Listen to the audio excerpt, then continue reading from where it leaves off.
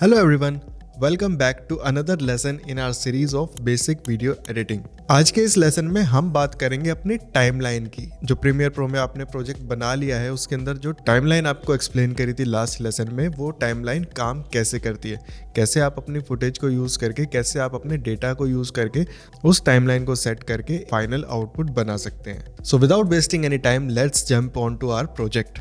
So as you can see कि यहाँ पर मैंने एक एग्जाम्पल लिया है अपने एक पुराने प्रोजेक्ट का जो मैंने ऑलरेडी एडिट कर रखा है। फर्स्ट ऑफ ऑल हम समझेंगे कि ये क्या है, ठीक है। ये क्या है, ये क्या है, इनको बोलते हैं हम ट्रैक्स, जैसा आपको प्रीवियस लेसन्स में मैंने बताया होगा। और अगर आपने हमारे प्रीवियस लेसन्स नहीं देखे और आप वीडियो एडिटिंग स्टार्ट करना चाह रहे हैं तो आई वुड सजेस्ट कि सबसे पहले जाकर आप हमारे प्रीवियस 4 लेसन्स देखें on getting started with video editing. उसके बाद आप ये वाला लेसन देखें तो आपको ज़्यादा अच्छे से समझ आएगा। बट अगर आपको बेसिक नॉलेज है, अगर आपको प्रोजेक्ट क्रिएट करना आता है, आपको टूल बार्स के बारे में पता है, तो you can watch this video. सबसे पहले समझने वाली यही चीज़ है कि हमारे पास ये जो है, ये जो लेयर्स हैं हमारे पास, इनको हम बोलते हैं tracks. These are the tracks. By default जब आप कोई भी सीक्वेंस क्रिएट करेंगे या आप कोई भी प्रोजेक्ट क्रिएट करेंगे तो आपको बाय डिफ़ॉल्ट 3 ट्रैक्स एक्टिव मिलते हैं, ठीक है।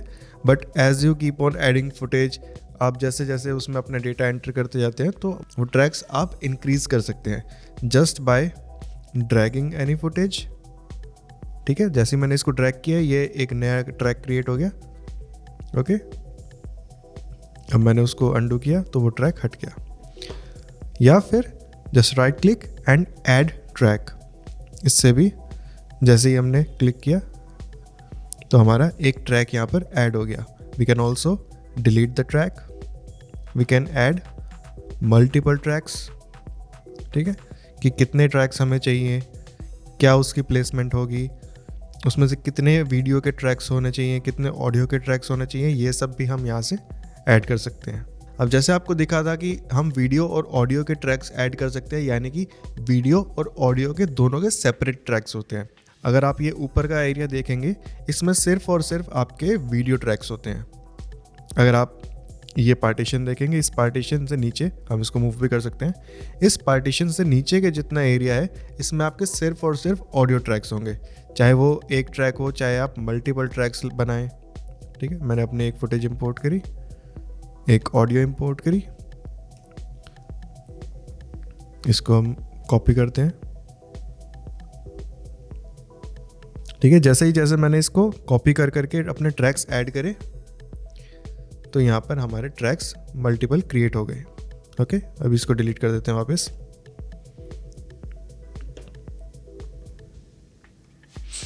सेम, अब इस ट्रैक पे हमें क्या क्या ऑप्शन मिल जाते हैं। इनिशियली समझने वाले क्या क्या चीज़ें हैं। सबसे पहले लेट्स से हम इस टाइमलाइन पे हैं और हमें इस वाली वीडियो को ऑफ करना है, हमें सिर्फ ऊपर वाली वीडियोस विजिबल रखनी है, या कोई भी लेयर को या कोई भी ट्रैक को हमें ऑफ करना है। हमारे पास एक ये आई का ऑप्शन होता है, आई का आइकन होता है। तो जैसे ही आप इसको क्लिक करेंगे तो इस ट्रैक्स पर जितने भी लेयर्स हैं, जितने भी फुटेज हैं, ये सब ऑफ हो जाएंगे। सिर्फ हमें इसके ऊपर वाला पार्ट दिख रहा है। जब हम इसको जैसे ही ऑन करेंगे तो इस ट्रैक पर हमने जो जो रखा है वो सब विजिबल हो जाएगा,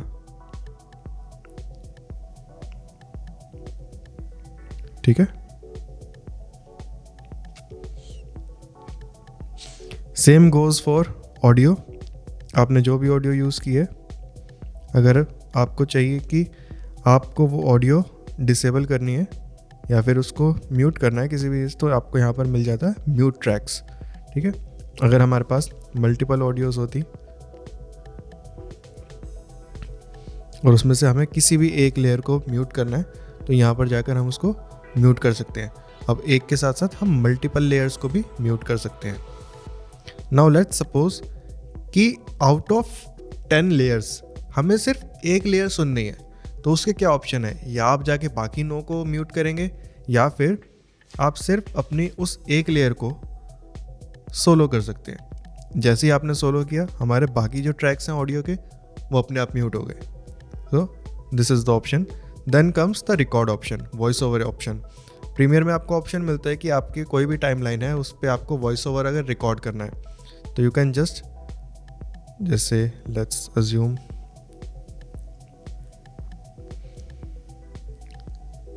मैंने वॉइस ओवर पर क्लिक किया, देन उसके बाद मेरा प्ले हेड अपने आप आगे चलता रहेगा और जो भी मेरे सिस्टम डिफ़ॉल्ट इनपुट होगा यानी कि जो भी उसके पास माइक होगा, चाहे लैपटॉप का माइक हो, अभी हम म्यूज़िक को म्यूट कर देते हैं, उसके बाद मेरा प्ले हेड अपने आप आगे चलता रहेगा, ठीक है ना। तो अभी जो हमने वॉइस ओवर किया, मेरे लैपटॉप के माइक से इसने जो रिकॉर्ड किया वो हमारा लेयर के ऊपर ही एज इट इज़ रिकॉर्ड हो गया। सो बहुत एक अच्छा ऑप्शन है अगर आप वॉइस ओवर बना रहे हैं, अगर आप कोई वीडियो आपने शूट करी है जिसमें आपको वॉइस ओवर देना है, तो आपको एक्सटर्नली अलग से रिकॉर्ड करके उसको सॉफ्टवेयर में इंपोर्ट करने की ज़रूरत नहीं है, आप डायरेक्ट अपने सॉफ्टवेयर के अंदर भी वॉइस ओवर रिकॉर्ड कर सकते हैं। Let's delete this. तो this was basically overview of video tracks और ऑडियो ट्रैक्स, ये कैसे ये वीडियो ट्रैक्स ऑडियो ट्रैक्स होते हैं और इनका क्या यूज़ है, कैसे हम इनको हाइड अनहाइड कर सकते हैं, कैसे ये ट्रैक्स ऐड कर सकते हैं, कैसे इसमें मल्टीपल चीज़ें हम ऐड कर सकते हैं। Okay, now coming to another important thing, ये जो आपको दिख रहा है इसी का रोल है सारा आपकी जितनी भी फुटेज हैं आपकी टाइमलाइन पर, ठीक है। दिस इज़ योर टाइमलाइन, जैसे आपको बताया था, आपकी टाइमलाइन पर जितनी भी फुटेज हैं उन सबको रीड करके आपके प्रोग्राम मॉनिटर में दिखाना, ये काम है इन भाई साहब का, ठीक है। इसको बोलते हैं हम प्ले हेड। आपका प्ले हेड जिस भी टाइम पर होगा, ठीक है, जिस भी टाइम कोड पर होगा, ये टाइम कोड आपको यहाँ पर भी दिख रहा है इस प्ले हेड के जस्ट ऊपर टाइमलाइन में, यही टाइम कोड आपको अपने प्रोग्राम विंडो में दिखेगा कि जहाँ पर ये प्ले हेड है, ठीक है। तो जैसे जैसे प्ले हेड आपकी टाइमलाइन में आगे बढ़ता जाएगा, आपकी वीडियो और या फिर आपका जो भी डेटा उस टाइमलाइन पे होगा वो रीड होके आपको अपने प्रोग्राम विंडो में मिलता रहेगा। इन आवर केस जैसे हम इसको प्ले करेंगे,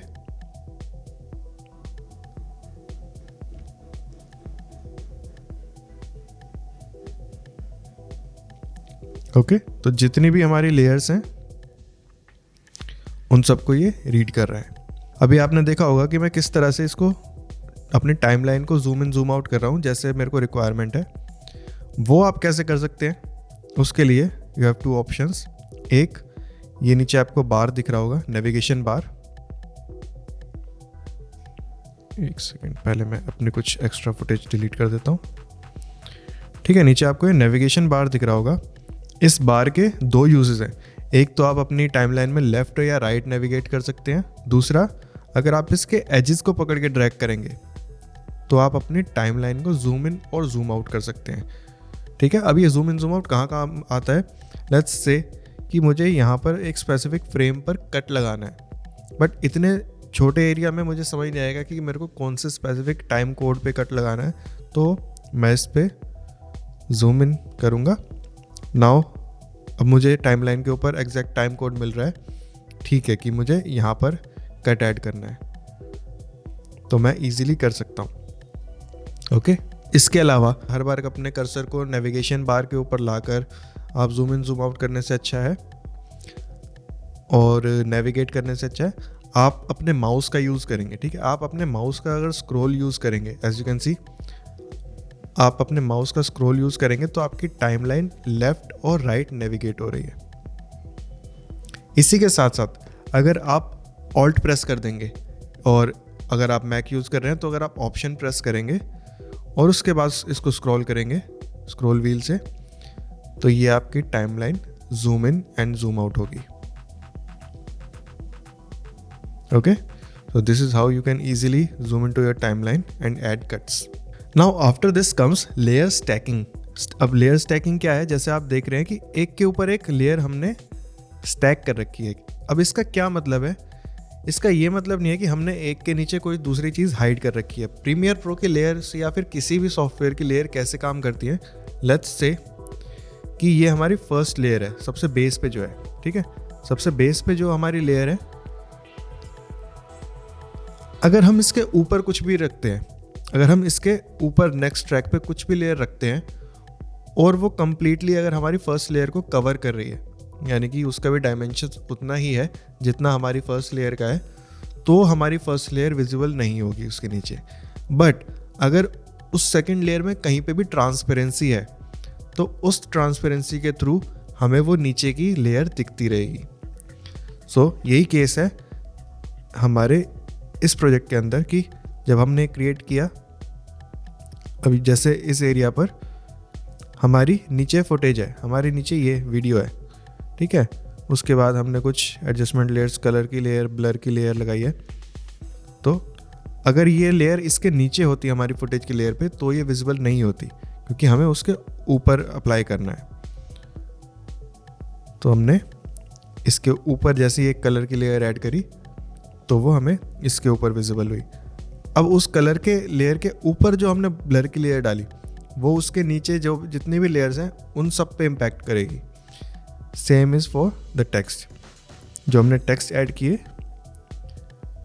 अब इस टेक्स्ट में सिर्फ जहाँ जहाँ पर ये टेक्स्ट लिखा है उतना एरिया इसका विजिबल है। उसके अलावा ये कंप्लीट एक ट्रांसपेरेंट एरिया है, तो इसीलिए हमारे वीडियो के ऊपर हमारा ये टेक्स्ट विजिबल हो रहा है। इन केस ये एरिया ट्रांसपेरेंट ना होता, या तो हमारी वीडियो को कम्प्लीटली ओवरलैप कर लेता है या फिर ब्लैक दिखाता, इस तरह से कुछ रहता। बट सिंस हमारे टेक्स्ट में ट्रांसपेरेंसी है, एज यू कैन सी कि हम इसे कहीं भी मूव करें इसका बैकग्राउंड ट्रांसपेरेंट है, तो ये टेक्स्ट हमारी फुटेज के ऊपर आ रहा है। यानी कि जैसे जैसे हम लेयर्स के ऊपर कुछ भी चीज़ रखते जाएंगे, हमारी जो विजिबिलिटी की प्रायोरिटी है वो हमेशा टॉप लेयर रहती है। उस टॉप लेयर में जहाँ ट्रांसपेरेंसी है उसके नीचे वाली लेयर्स फिर हमें उस एरिया में से दिखती हैं। बट अगर आपकी टॉप लेयर ने ही सब कुछ कवर कर लिया तो आपको उसके नीचे की लेयर्स नहीं दिखेंगी। अब टाइमलाइन पे आपको एक बहुत इंपॉर्टेंट चीज़ दिखाने वाला हूँ, जो जनरली हमारे जो बिगिनर एडिटर्स हैं मिस्टेक करते हैं, वो है अपनी फुटेज को आइडेंटिफाई ना करना। ठीक है, सबसे पहले मैंने जैसे आपको बताया था नेमिंग जैसे ज़रूरी है ना, ऐसे ही ज़रूरी है अपनी लेयर्स को आइडेंटिफाई रखना। यानी जैसे इसमें आप देखेंगे कि मैंने हर चीज़ के लिए एक अलग कलर सेट कर रखा है, तो मुझे पता है जो मेरी कैमरा की फुटेज है वो इस ब्लू कलर के अंदर है। तो कहीं भी मुझे कोई कलर अप्लाई करना है, कुछ भी करना है, मुझे पता है कि मैं इस ब्लू लेयर पे अगर जाकर पेस्ट कर दूंगा तो वो मेरे कैमरा की ही फुटेज है। मुझे पता है ये जो स्लाइटली पिंक लेयर है ये मेरी एडजस्टमेंट लेयर है, ठीक है। मुझे पता है जो ये ब्लू लेयर है ये सब ये मेरे फ़ोन की फुटेज है, ठीक। तो इसी तरह से हम अपने हर फुटेज को, हर कैटेगरी की फुटेज को या हर अलग अलग लेयर्स को एक अलग कलर दे सकते हैं। उसको बोलते हैं हम लेबलिंग। तो adding labels to our footage या adding labels to our layer. अब ये आप कैसे कर सकते हैं? लेट्स सपोज हमारे पास एक भी है या फिर आप एक साथ मल्टीपल पे भी काम कर सकते हैं। मैं एक साथ ये चारों सेलेक्ट कर लेता हूँ। लेट्स से कि ये चारों मेरी एडजस्टमेंट लेयर थी, तो I just right click, go to label. अब यहाँ पर जो भी मुझे कलर इसको देना है मैं इसको दे सकता हूँ, जस्ट लाइक दिस। तो इस तरह से हमें पता लगता रहेगा कि जो हम लेयर पे काम कर रहे हैं उसके साथ की, अब जैसे हमने जब इंपोर्ट करी तब तो वो एक फुटेज थी, बट उसके अंदर जब हमने कट्स लगाए तो वो अलग अलग 10, 12, 15, 20 जगहों में डिवाइड हो गई। तो तब आप उसको कैसे आइडेंटिफाई करें, उसके लिए सबसे बेस्ट है लेबलिंग। तो इसी के साथ साथ you have a complete example of a timeline, जो एक प्रोजेक्ट कंप्लीट होने के बाद, अभी ये बहुत बेसिक प्रोजेक्ट है, ये कोई बहुत कॉम्प्लेक्स प्रोजेक्ट नहीं है, ये बहुत बेसिक प्रोजेक्ट है। और लेयर्स को हमने किस तरह स्टैक कर रखा है, किस तरह अरेंज कर रखा है, ठीक है। तो ये आपके पास एक एग्जांपल हो गया कि जब आप काम करेंगे तो how you can arrange your layers, how you can work with your timeline, और टाइमलाइन में क्या टर्मिनोलॉजी होती है, आपके ट्रैक्स क्या होते हैं, आपके वीडियो ट्रैक्स कैसे सेट होते हैं, आपके ऑडियो ट्रैक्स कैसे सेट होते हैं। So this video was basically all about your timeline. If you have any queries or question, you can drop them in our comments below। और साथ ही साथ आप अपने सजेशंस भी ड्रॉप कर सकते हैं कि हम और किस टॉपिक पर वीडियो लेके आएँ। एक हमारी ये वीडियो एडिटिंग बेसिक्स की सीरीज़ तो चल ही रही है, इसके साथ साथ हम अलग अलग टॉपिक्स भी आपके लिए ला रहे हैं। जैसे हम लास्ट टॉपिक लाए थे how to edit a podcast and how to become a podcast editor in 2025 and earn good. उसके लिए आपके जो भी सजेशंस हैं या जो भी आप पूछना चाहते हैं, जो भी आप सीखना चाहते हैं, you can drop that in our comments और हम श्योरली उस पर वीडियो ज़रूर लेके आएंगे। तो इसी के साथ साथ thank you so much for joining in this lesson. Stay tuned for more and keep watching pixel skill hub.